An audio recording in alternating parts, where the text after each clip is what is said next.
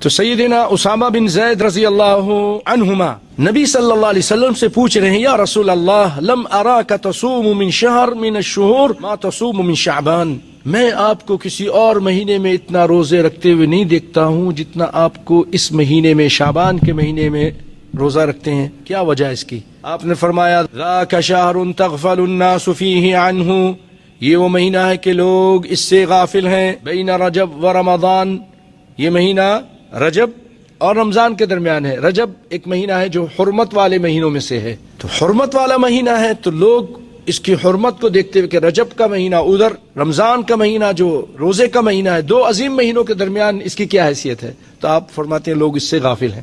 Okay, تو یہ بڑے مہینے کے درمیان یہ چھوٹا مہینہ۔ آپ نے فرمایا وَهُوَ شَهْرٌ تُرْفَعُ فِيهِ الْأَعْمَالِ، یہ وہ مہینہ ہے کہ اس میں اعمال اللہ کے سامنے پیش کیے جاتے ہیں۔